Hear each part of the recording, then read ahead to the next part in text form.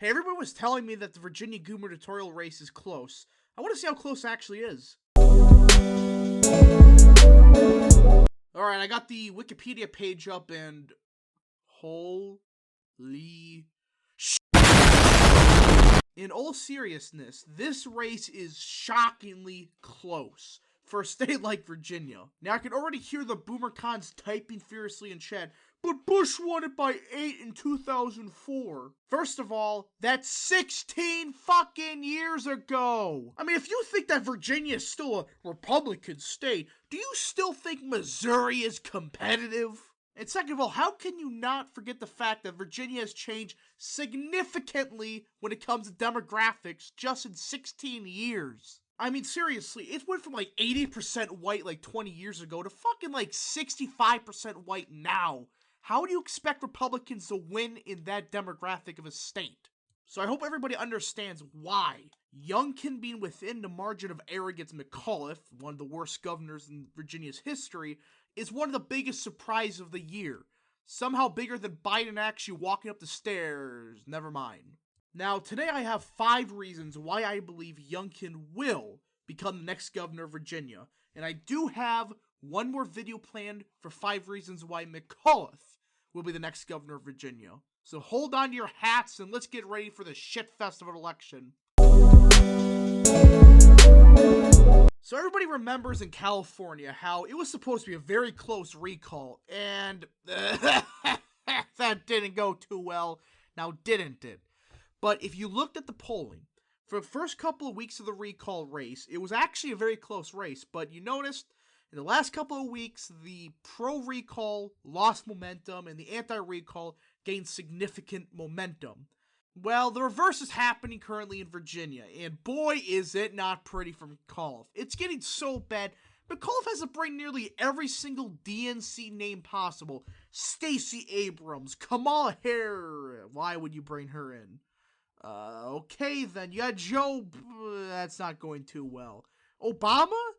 Yeah, it's forcing the Democrats to play literally every single politician they have, just for McAuliffe to maybe scrape by with a win. I mean, this momentum is such in favor of Youngkin that Youngkin just has to kind of sit back and wait for McAuliffe to somehow blow it somehow more than he already has. Now, I know the election mafia will be saying, but 2017 polls, 2017. And yes, you have a fair point. 2017 heavily overestimated Republicans. Go back to 2013 and 2009, though. The polls were not so accurate in the Democrats' favor. I mean, they were off by like 6 points in 2013, like 3 points in 2009. I mean, it just comes down to who's the incumbent party. Of course, the incumbent party usually gets an advantage in polling in midterm elections.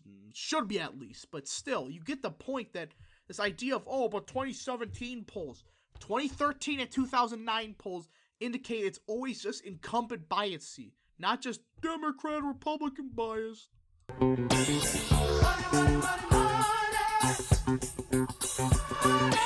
Ah yes, money, the most important thing in American politics, and it's hard to determine who's actually leading the fundraising in Virginia.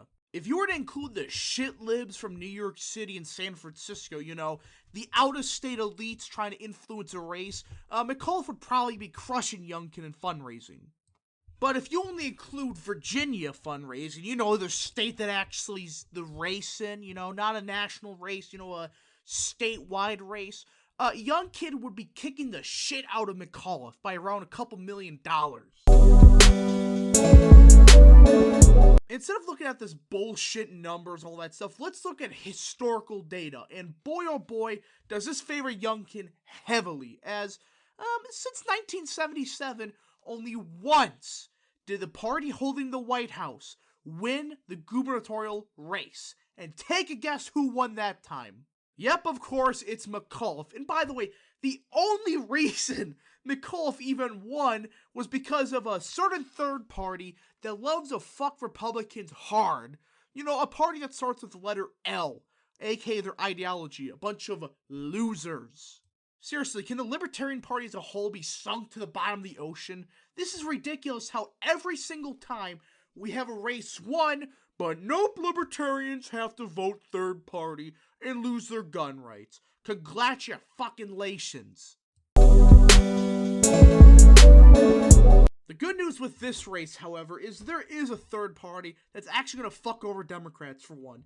The Liberty Party. I know it sounds too similar to the Libertarian Party, but trust me, this quote-unquote Liberty Party is just a socialist Democrat dream.